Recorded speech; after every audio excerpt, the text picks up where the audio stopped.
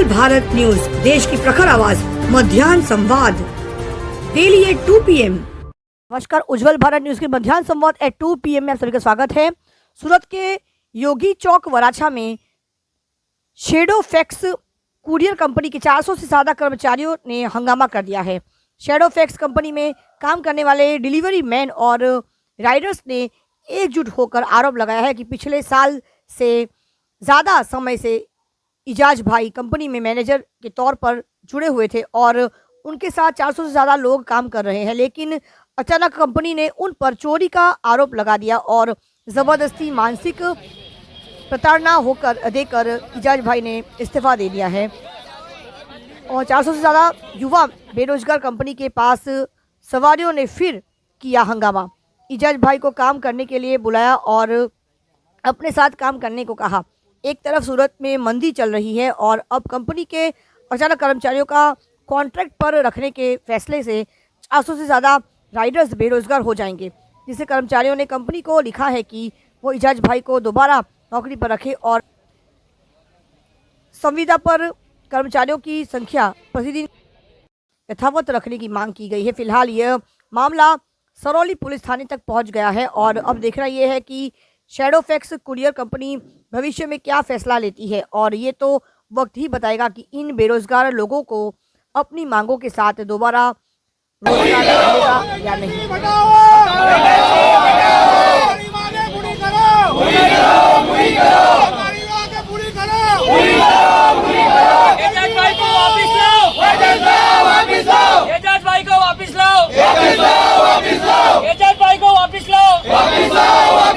हमारी मांगे पूरी करो, वेंडरशिप को भगाओ।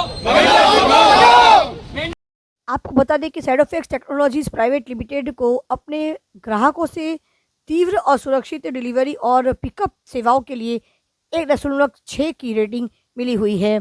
ये एक कुरियर कंपनी है जो अलग अलग प्रोडक्ट्स का उद्योग नगर सूरत में स्थित है और अलग अलग प्रोडक्ट्स के वो कुरियर के सहारे लोगों तक अपना सामान पहुंचाने का कार्य करती है।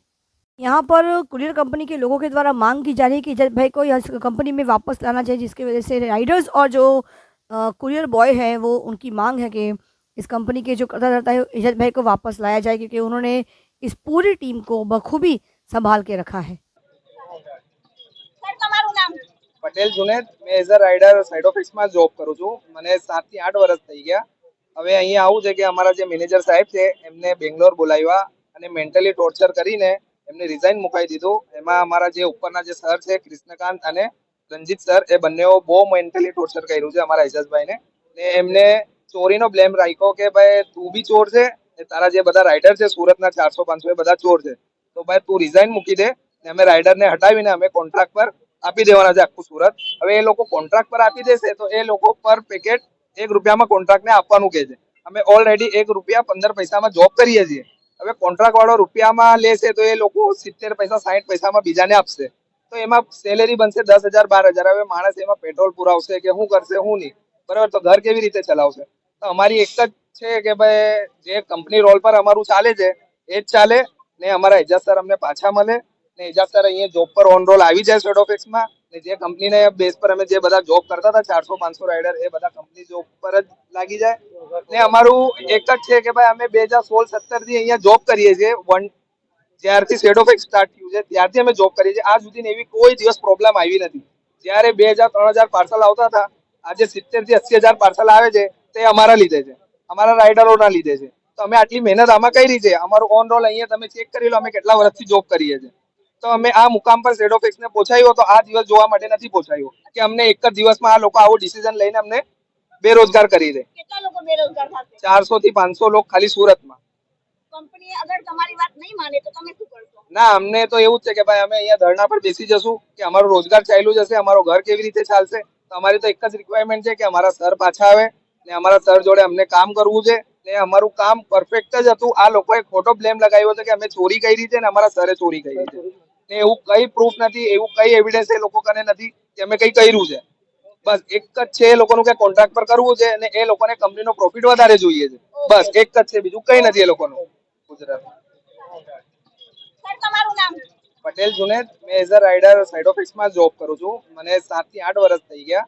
હવે અહીંયા આવું છે કે અમારા જે મેનેજર સાહેબ છે એમને બેંગ્લોર બોલાવ્યા અને મેન્ટલી ટોર્ચર કરીને એમને રિઝાઇન મુકાઈ દીધું. એમાં અમારા જે ઉપરના જે સર છે કૃષ્ણકાંત અને રંજીત સર, એ બંનેઓ બહુ મેન્ટલી ટોર્ચર કર્યું છે અમારા એજાજભાઈને. ને એમને ચોરીનો બ્લેમ રાખ્યો કે ભાઈ તું બી ચોર છે, ને તારા જે બધા રાઇડર છે સુરતના 400-500 એ બધા ચોર છે, તો ભાઈ તું રિઝાઇન મૂકી દે ને અમે રાઇડરને હટાવીને અમે કોન્ટ્રાક્ટ પર આપી દેવાના છે આખું સુરત. હવે એ લોકો કોન્ટ્રાક્ટ પર આપી દેશે તો એ લોકો પર પેકેટ 1 રૂપિયામાં કોન્ટ્રાક્ટને આપવાનું કહે છે. અમે ઓલરેડી 1 રૂપિયા 15 પૈસામાં જોબ કરીએ છીએ. હવે કોન્ટ્રાક્ટ વાળો રૂપિયામાં લેશે તો એ લોકો 70 પૈસા 60 પૈસામાં બીજાને આપશે, તો એમાં સેલેરી બનશે 10,000 12,000. હવે માણસ એમાં પેટ્રોલ પુરાવશે કે શું કરશે શું નહીં, બરાબર, તો ઘર કેવી રીતે ચલાવશે? તો અમારી એક જ છે કે ભાઈ જે કંપની રોલ પર અમારું ચાલે છે એ જ ચાલે ને અમારા એજાજ સર અમને પાછા મળે ને એજાજ સર અહીંયા જોબ પર ઓન રોલ આવી જાય સાઇડ ઓફિસમાં. ને જે કંપનીને બેઝ પર અમે જે બધા જોબ કરતા હતા 400-500 રાઇડર, એ બધા કંપની જોબ પર જ લાગી જાય. ને અમારું એક જ છે કે ભાઈ અમે 2016-17 થી અહીંયા જોબ કરીએ છીએ. જ્યારથી સાઇડ ઓફિસ સ્ટાર્ટ થયું છે ત્યારથી અમે જોબ કરીએ છીએ. આજ સુધી એવી કોઈ દિવસ પ્રોબ્લેમ આવી નથી. જ્યારે 2,000-3,000 પાર્સલ આવતા હતા, આજે 70,000-80,000 પાર્સલ આવે છે તે અમારા લીધે છે, અમારા રાઇડરોના લીધે છે. તો અમે આટલી મહેનત આમાં કરી છે. અમારું ઓન રોલ અહીંયા તમે ચેક કરી લો, અમે કેટલા વર્ષથી જોબ કરીએ છીએ. તો અમે આ મુકામ પર સાઇડ ઓફિસને પહોંચાડ્યો તો આ દિવસ જોવા માટે નથી પહોંચાડ્યો કે અમને એક જ દિવસમાં આ લોકો આવો ડિસિઝન લઈને અમને બેરોજગાર કરી દે. કેટલા લોકો બેરોજગાર થશે? 400 થી 500 લોકો ખાલી સુરતમાં. કંપની અગર તમારી વાત નહીં માને તો તમે શું કરશો? ના, અમને તો એવું જ છે કે ભાઈ અમે અહીંયા ધરણા પર બેસી જશું કે અમારો રોજગાર ચાલ્યું જશે, અમારો ઘર કેવી રીતે ચાલશે. તો અમારી તો એક જ રિક્વાયરમેન્ટ છે કે અમારા સર પાછા આવે ને અમારા સર જોડે અમને કામ કરવું છે. ને અમારું કામ પરફેક્ટ જ હતું. આ લોકોએ ખોટો બ્લેમ લગાવ્યો છે કે અમે ચોરી કરી છે ને અમારા સરે ચોરી કરી છે. ને એવું કઈ પ્રૂફ નથી, એવું કઈ એવિડન્સ એ લોકો કને નથી કે અમે કઈ કર્યું છે. બસ એક જ છે એ લોકોનું કે કોન્ટ્રાક્ટ પર કરવું છે અને એ લોકોને કંપનીનો પ્રોફિટ વધારે જોઈએ છે. બસ એક જ છે, બીજું કઈ નથી એ લોકોનું. ચાલુ हमारी मांगे पूरी करो, पूरी करो, हमारी मांगे पूरी करो, पूरी करो, पूरी करो. હાથ ઊંચા કરો બરાબર. હાથ ઊંચે